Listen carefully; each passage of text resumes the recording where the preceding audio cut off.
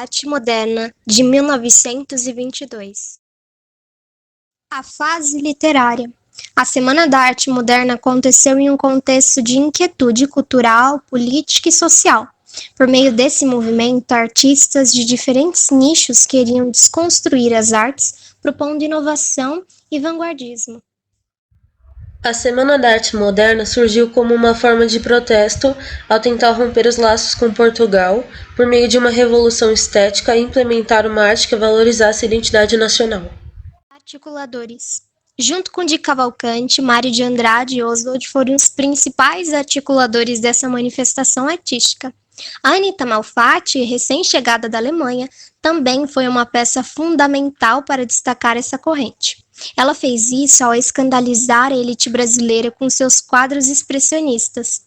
Além de propor uma nova forma de arte valorizando a identidade brasileira, esse movimento também buscava modernizar e inserir o vanguardismo no Brasil. O passadismo é a devoção ao passado. É o saudosismo, ou a tendência fundamentado não numa doutrina, a valorizar com excesso o passado histórico. No modernismo, as obras sofrem influência do grupo passadista, que mantém o passado vivo. Também recebe influência do grupo renovador inovador, sendo considerado um dos primeiros passos do que será constituído no modernismo. Eles também eram contra o tradicionalismo. Eles buscavam o revolucionário, o novo.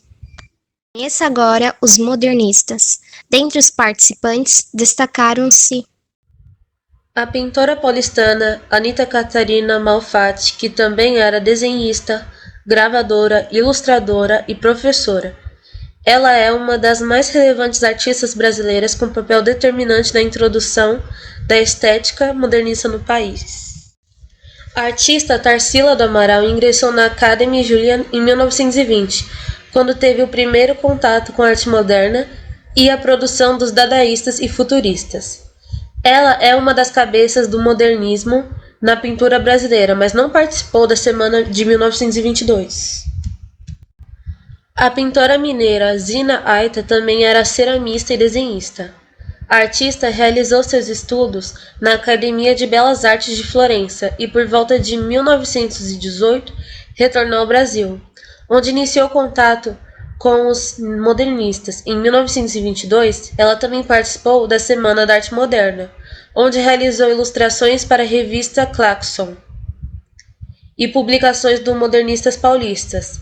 Junto com Anita Malfatti, foi a única mulher a participar da Semana da Arte Moderna. o cronista Mário Raul de Moraes Andrade foi um grande poeta, romancista, crítico de literatura e de arte, musicólogo, pesquisador do folclore brasileiro e fotógrafo. Um dos idealizadores da Semana da Arte Moderna, leu seus poemas no palco do Teatro Municipal de São Paulo e foi vaiado. Neste ano lançou seu segundo livro, Pauliceia Desvairada, um marco na literatura modernista brasileira. Manuel Bandeira, apesar de não participar fisicamente da Semana de 22, teve seu poema Os Sapos lido por Ronald de Carvalho. Isso provocou protestos do público. Sua obra, marcada por aparente simplicidade, vale-se do apuro técnico e da musicalidade, ao tratar de temas do cotidiano. Vinculado ao modernismo, nunca deixou de lado as formas tradicionais, como sonetos e redondilhas. O paulista José Oswald de Souza Andrade foi um romancista, poeta, dramaturgo e também jornalista e é considerado um dos principais expoentes da primeira fase do modernismo brasileiro. Aquela fase que tem lugar na década de 1920, reconhecidamente após a Semana da Arte Moderna de 1922. Ele foi filho único de família aristocrata.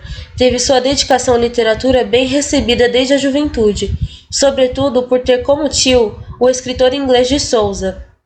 Ele contribuiu de forma inovadora para a literatura brasileira, com as propostas estéticas formuladas nos manifestos, com que inaugurou os movimentos para o Brasil, EM 1924, e Antropófago, EM 1922.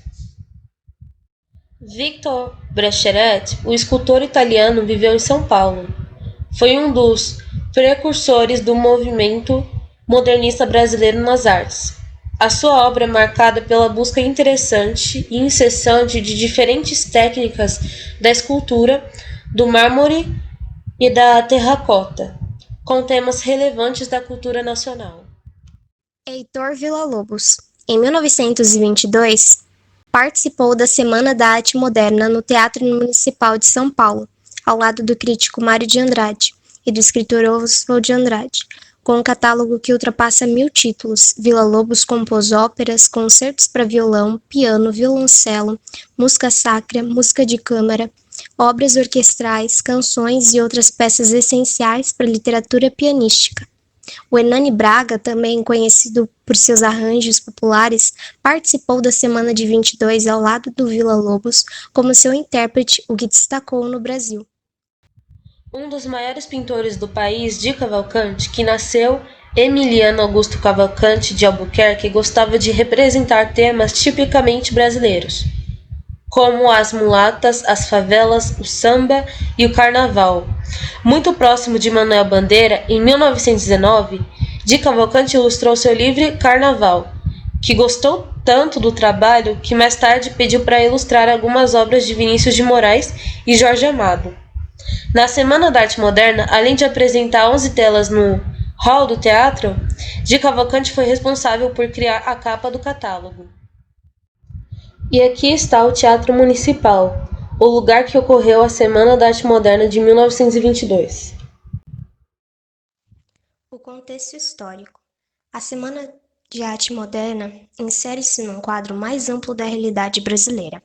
Vários historiadores já relacionaram com a revolta tenentista e com a criação do Partido Comunista, ambas em 1922.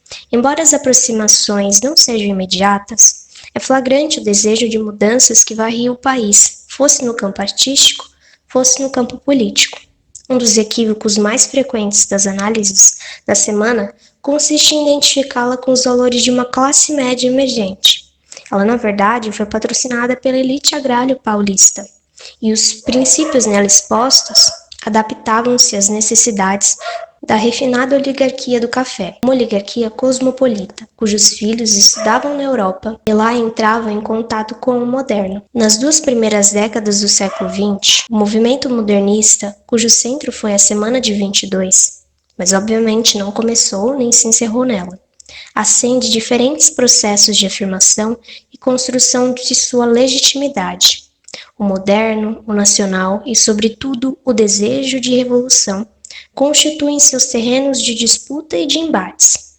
Os projetos estético-políticos de Mário Andrade, a antropofagia oswaldiana, o anarcocomunismo do Cândido Flávio de Carvalho, a direita nacionalista e fascista, tudo se torna turbilhão em meio à crise de 1929, a Revolução de 1930 e a ditadura do Estado Novo. Apenas 40 anos antes da célebre Semana de Arte Moderna, em 1922, as questões do debate brasileiro sobre cultura e política poderiam ser resumidas em: devemos ou não abolir a escravidão? Como fazer parte do concerto das nações e da lógica do trabalho livre moderno e industrial? E a monarquia? É a monarquia ou a república a forma política imprescindível para o Brasil do futuro? Culturalmente, éramos meros copistas das ideias e das formas estrangeiras, ou ao contrário, tínhamos uma cultura própria, original, e deveríamos assim nos afastar de toda influência estrangeira? A brasilidade era motivo de ufanismo ou uma sina de tristeza? A extraordinária proximidade histórica entre 1880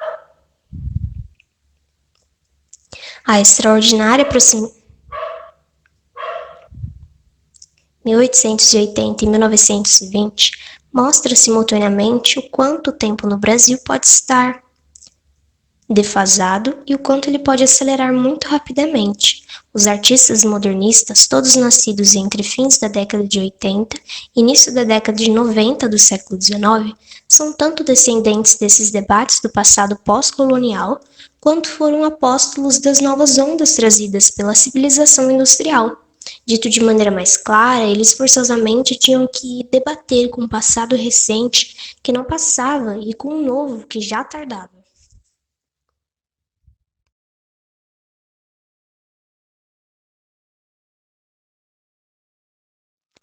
Anita Malfatti e Monteiro Lobato.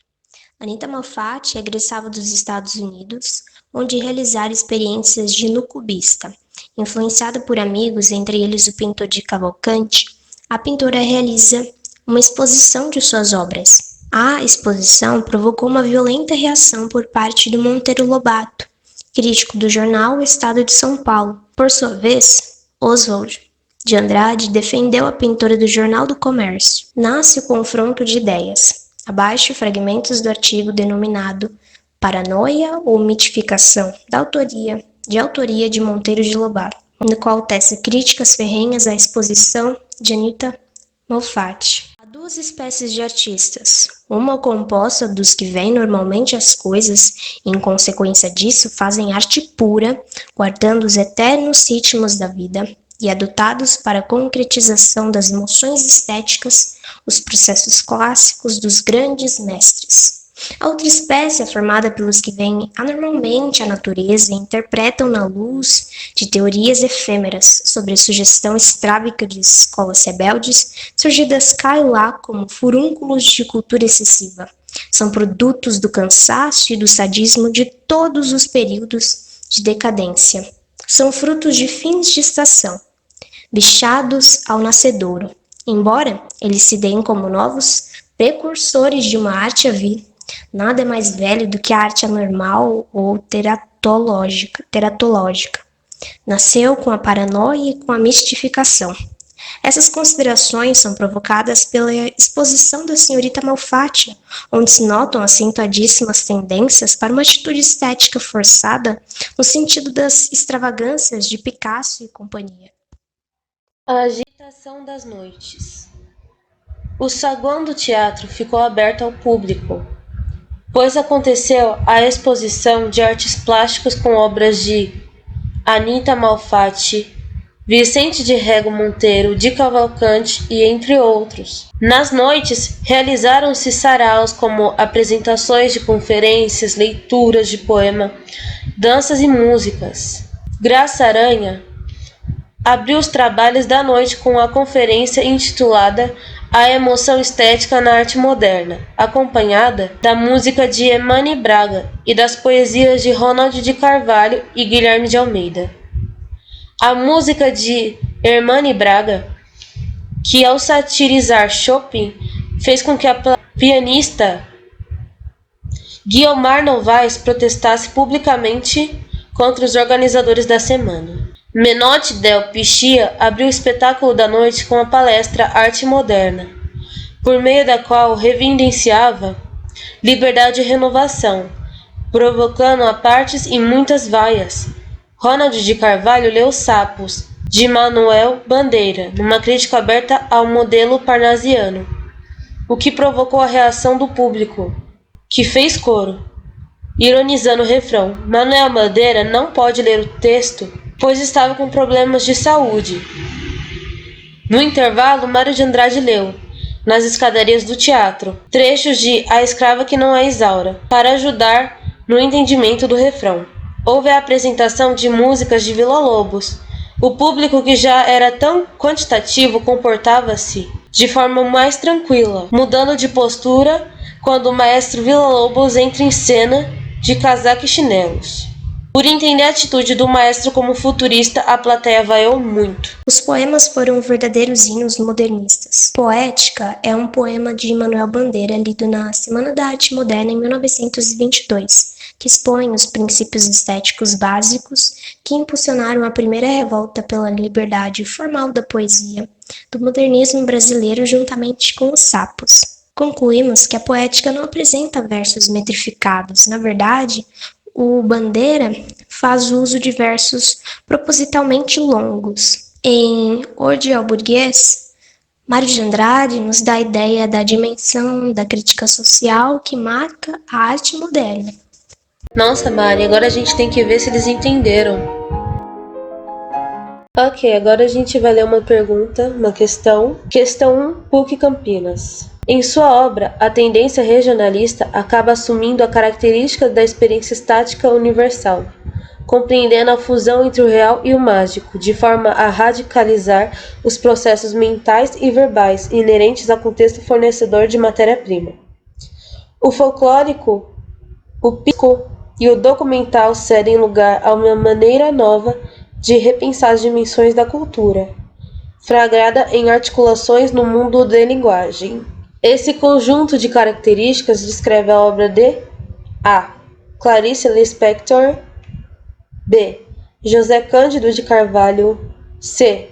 Érico Veríssimo, D. Jorge Amado e Guimarães Rosa.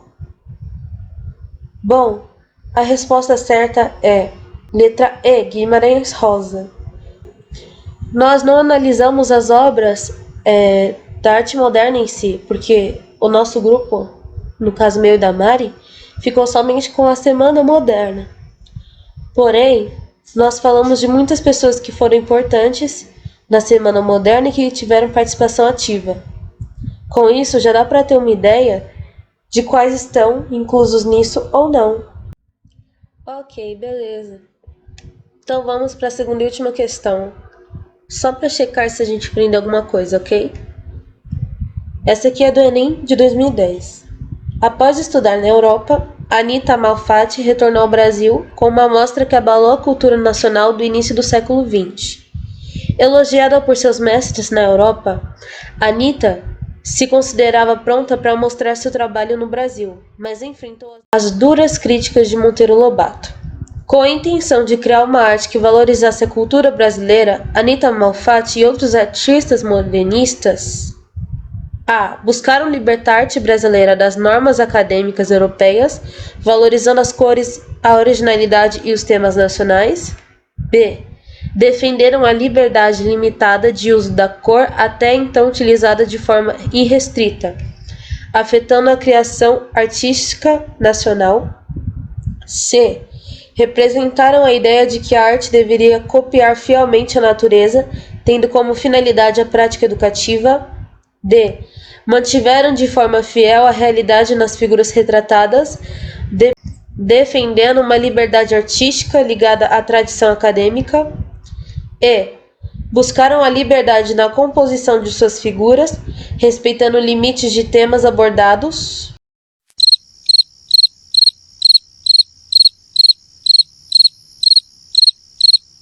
Embora Anita Malfatti tivesse seu trabalho reconhecido na Europa, o mesmo não ocorreu ao representá-lo no Brasil. Os artistas modernistas, principalmente em sua primeira geração, buscaram criar uma arte em que valorizasse a cultura brasileira, libertando-se de normas acadêmicas europeias, destacando as cores e os temas nacionais. A Semana da Arte Moderna foi de uma importância histórica, uma vez que representou a confluência das várias tendências de renovação que vinham acontecendo na arte e na cultura brasileira, e por ter aproximado artistas de diferentes campos, escritores, poetas, pintores, escultores, arquitetos, músicos, bailarinos, entre vários outros, em uma conferência ocorrida em 1942, na qual se comemorava os 20 anos da Semana da Arte Moderna, o Mário de Andara falou: